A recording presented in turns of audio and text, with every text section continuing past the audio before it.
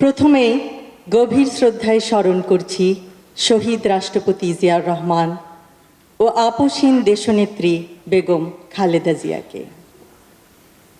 আজ আমরা যখন দেশের চিকিৎসা ব্যবস্থার কয়েকজন মহিরুহের সাথে আলোচনা করছি, তখনই হয়তো সারা দেশে প্রত্যন্ত অঞ্চলে অনেক মানুষ ক্রিটিক্যাল কেয়ার ফেসিলিটি বা নিবিড় পরিচর্যা কেন্দ্র না থাকার জন্য বিনা চিকিৎসায় কাতরাচ্ছেন, মৃত্যুবরণ করছেন।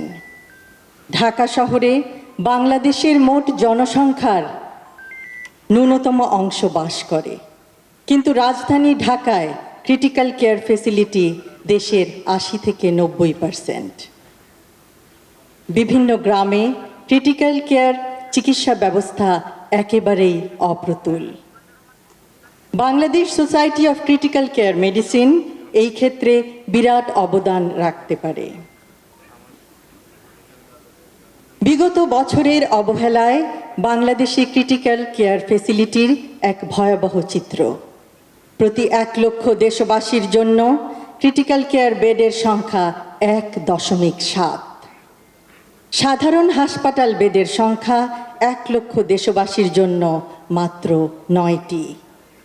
৬৪ জেলার মধ্যে ৩৮টি জেলায় স্থানীয় হাসপাতালে কোনো ক্রিটিক্যাল কেয়ার বা নিবিড় পরিচর্যা কেন্দ্র নেই।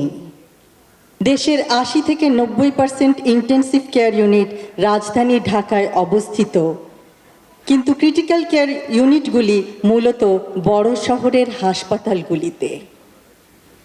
আমাদের ৬৮ থেকে ৭০% দেশবাসী বাস করে গ্রামাঞ্চলে।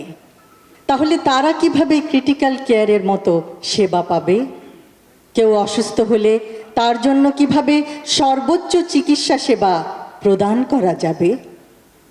নবজাতক শিশু, অন্তঃসত্ত্বা মা, নিউমোনিয়া বা স্ট্রোকে আক্রান্ত বয়োবৃদ্ধ অথবা সড়ক দুর্ঘটনায় আহত তরুণ সকলেই ক্রিটিক্যাল কেয়ারের অভাবে শীঘ্রই মৃত্যুর কোলে ঢলে পড়ছে।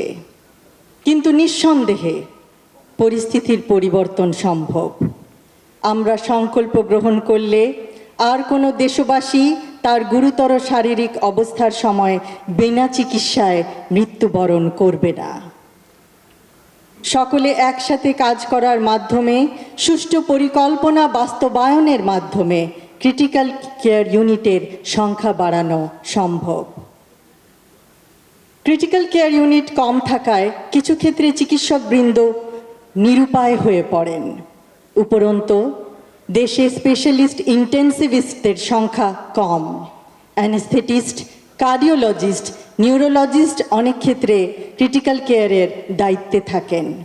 এক্ষেত্রে আরও বিশেষজ্ঞ প্রয়োজন, আরও ট্রেনিংপ্রাপ্ত নার্স প্রয়োজন, আরও বিশেষায়িত ইকুইপমেন্ট প্রয়োজন, আরও ক্রিটিক্যাল কেয়ারের ইউনিট প্রয়োজন।